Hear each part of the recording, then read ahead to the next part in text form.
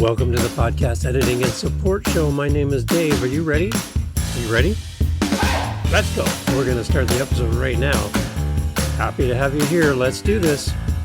Hey, yes, welcome back to the podcast editing and support show. I'm glad to be here with you. My name is Dave, and I host 8 podcasts. This is one of my 8, so hi, nice to meet you. If it's your first time here, thank you for listening. Thank you for pressing play. I have a listener in Germany who's been listening to every episode, so I want to say hello to my new friend in Germany. Thank you for listening. You know who you are, and I really appreciate you checking out the show. I'd love to hear from you. Podcasteditingandsupport.com is my website. There's a SpeakPipe thing. You can leave me a voice message. It's free, and I'd love to hear your voice for listening over there in Germany as I'm here in Canada. But I see you, and I really appreciate you for listening. Today we're going to look at leveling up your podcast. 8 editing tricks for captivating episodes. Speaking of captivating, this podcast is now hosted on Captivate. See what I did there? Yeah. Captivate.fm is the host for this podcast, where we host all our files, and it gets distributed to all of you wonderful people, even in Germany. You can hear us via the Captivate.fm hosting site that we're on. If you're interested in Captivate.fm, there's a clickable link in the show notes, which will give you a free 7-day trial of Captivate. And if you choose to use Captivate, using our link, we'll actually make a small amount of money, which we then take and reinvest into other podcasters. That's what we do with the money that comes in for the show. We sponsor podcasters. My wife and I are taking a new podcaster, to a large event coming up in September. And we're excited to do that because of you. Your donations to the show help us help other podcasters. So thank you. Thank you for doing that. Just by using our link and signing up for Captivate.fm like we've done, you can give a little money to another podcaster. And I really appreciate you using that link. Thank you. We're talking about 8 editing tricks for captivating episodes. We're going to run through these, and I'll add my thoughts around these as well. All these are listed in the show notes, so no need to grab a pen. They're all there for you. So sit back, listen up, and we'll go through the list together. All right, here we go. So number 1, we want to choose the right software for our editing needs. There are plenty of podcast editing software options out there. We're going to talk about them right now. So in a past episode, we broke down the different types of editing software programs out there and gave you what was rated the best podcast editing software for podcasts. And it just happens to be free. And it's what I'm using right now to record this episode. I've been using this software before there was podcasting. So it's been around forever. And again, it's always been free. And that's what I love about it. It's really pretty straightforward to use. It's great. It's a great option. I know there's other people who kind of look down on this as a kind of lesser option in compared to all the fancy, dancy, expensive platforms you can use to edit your podcast. But the right software is the right one that you choose that works for you. That's the best thing. So don't let anybody talk you out of what you're using or what you love. If you love it and you know it, use it. There you go. You have my permission. And if you're new to podcast editing and you want to learn how to use it, simply download Audacity. It's free. And you can watch a ton of YouTube videos. I don't even bother making YouTube videos because there's so many good ones out there. Why duplicate? The wheel's already been invented.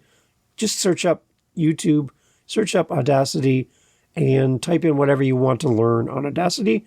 And there are hundreds of episodes on YouTube that'll teach you exactly what you need to do. So there you go. It's super simple, very easy for you to find.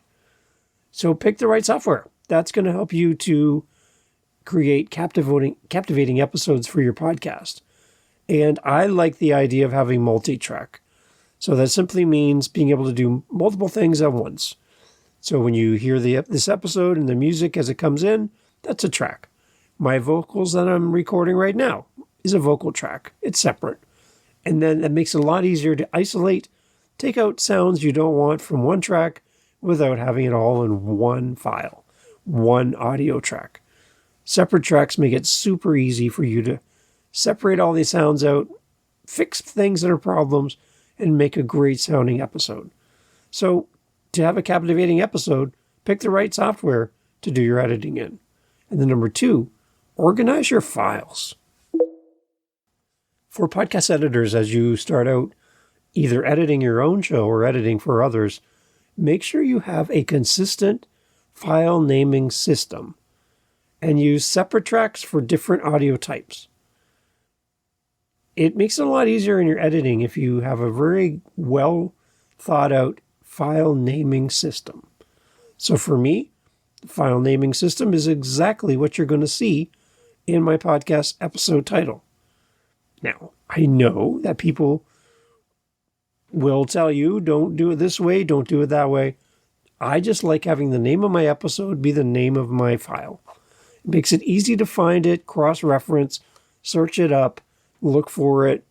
It makes it really easy because it's all the same. I'm not going into multiple places to find things. The episode number is showing in my file name on my Audacity file, but through Captivate, they have a way of showing the episode numbers. I like how they do it. So I've been taking my episode numbers out of my title field to give myself more space to have better searchable podcast titles without having to worry about, for this episode, E23- level up your podcast.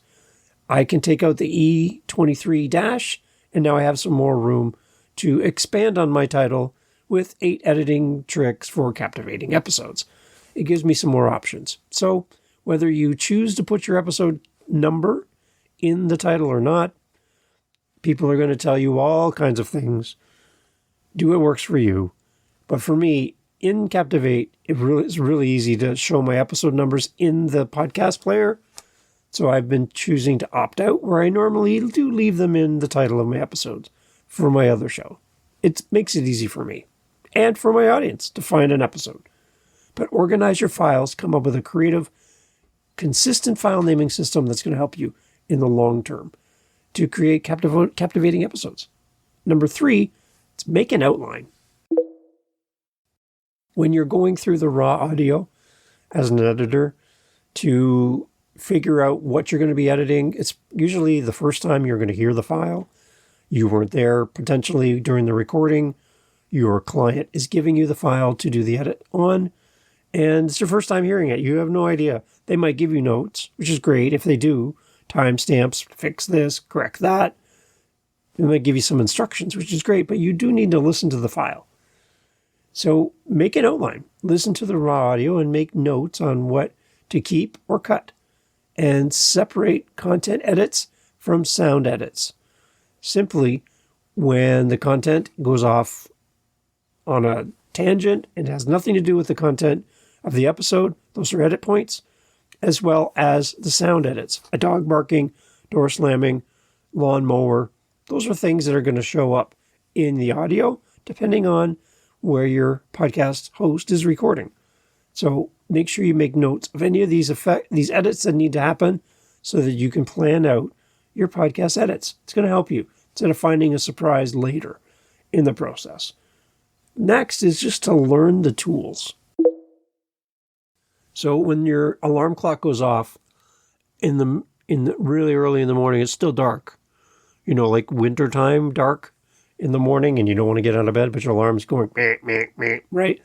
You can find that button, that snooze button, pretty good in the dark, right? Because you have learned the tools.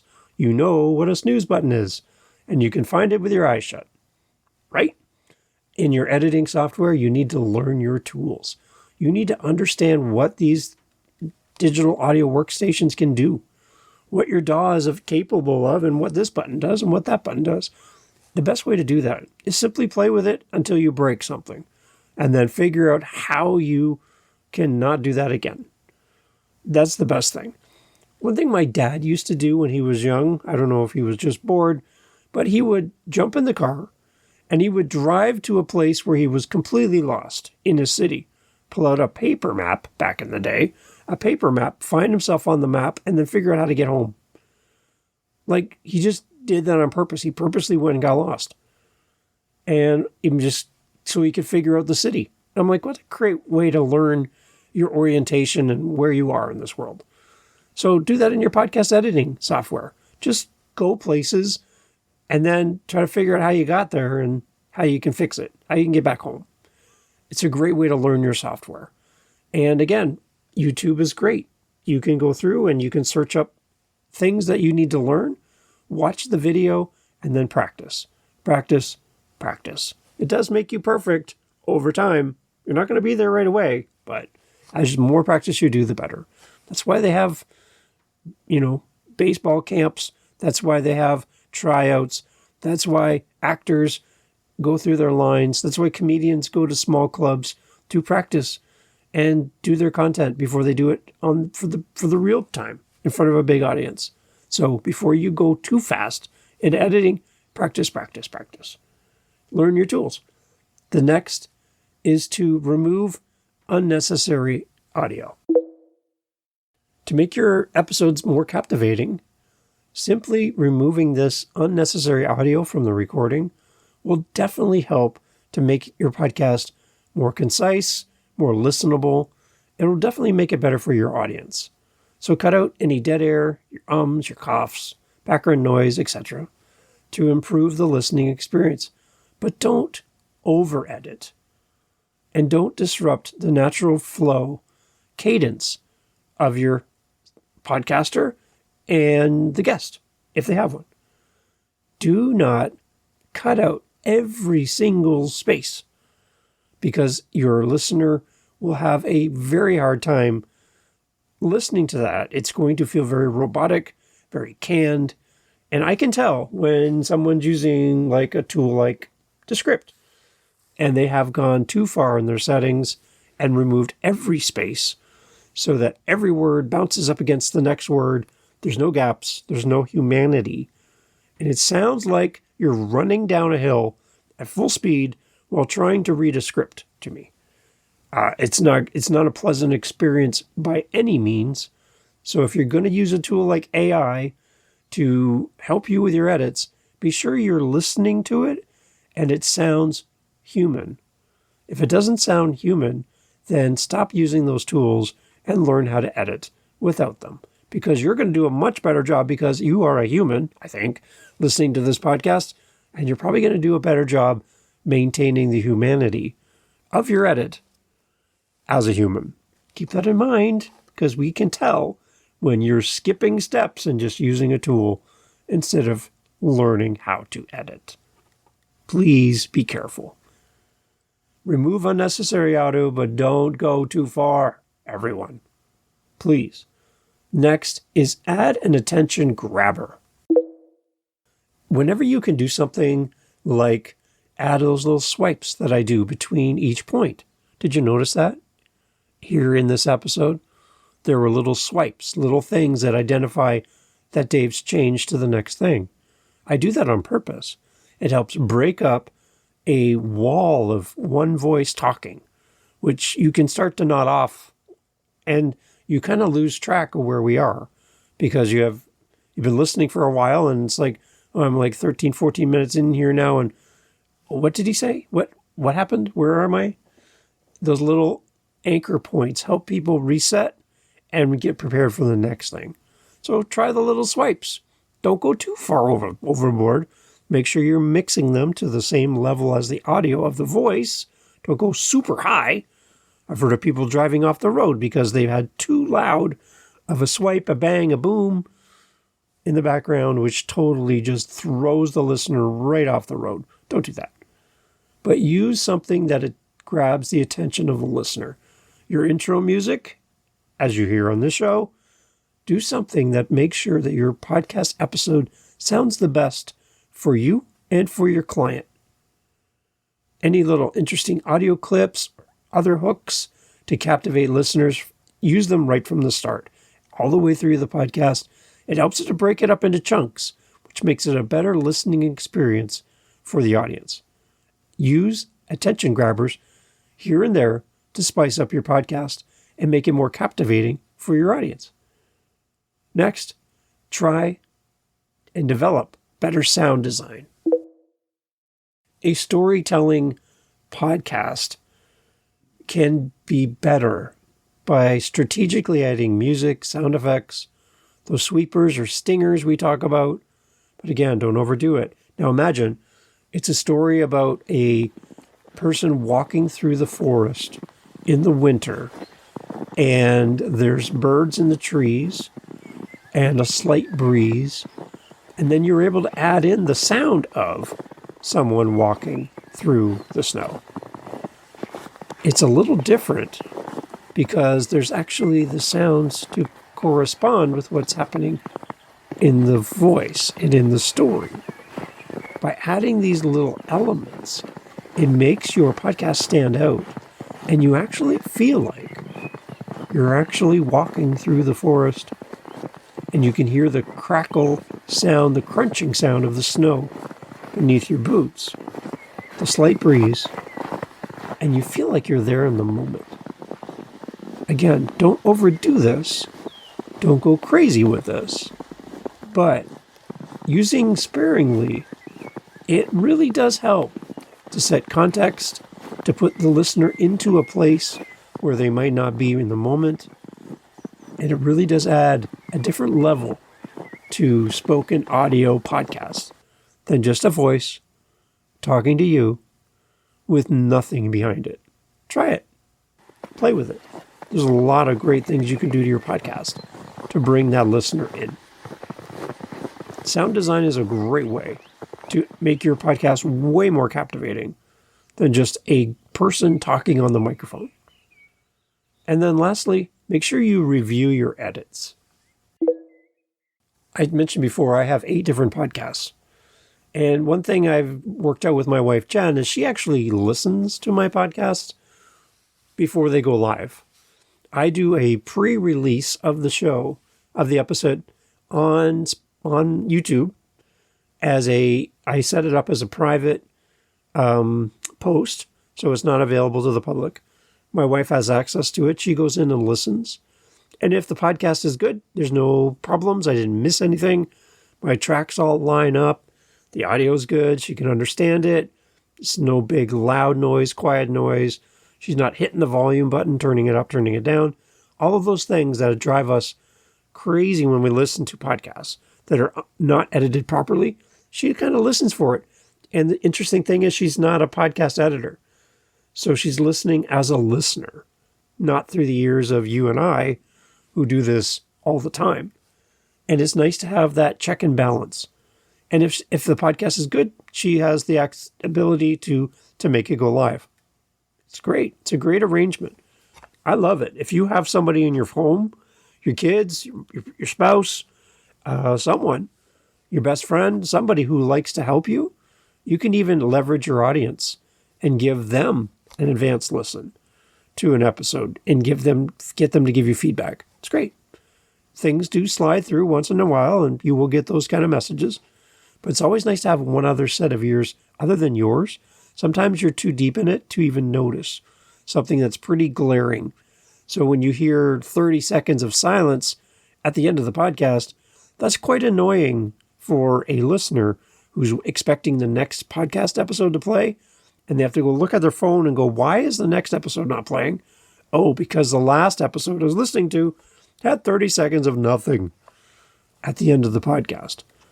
Those are things you want to make sure that your quality's right, and leveraging another person in the process to make sure your podcast sounds good is a great tool to add to your podcasting, editing, and support tool bag. Highly suggested that you find that person and get them on your team just to listen. It's a great option for you. And think about it. I'm sure you can name off at least 2 people who would help you with this right now. And if not, then go find them and ask them to give you a hand and listen to your shows and listen to your edits.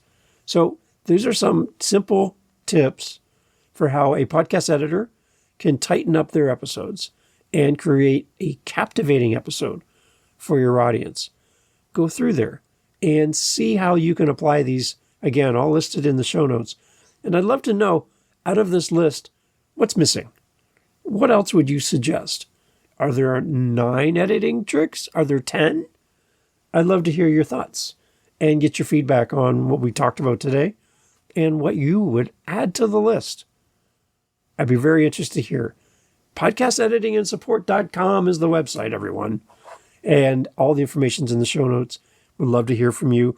And again, to the listener in Germany, you make my heart happy. Thank you for listening to the podcast. Catch you on the next episode, everyone. Thank you for being here. Get out there, edit, and post. Take care. Talk soon. Thanks for listening to the Podcast Editing and Support Show.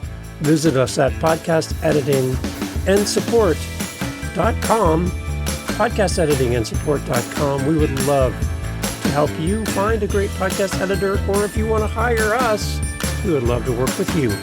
Podcasteditingandsupport.com. Catch you on the next episode. Take care.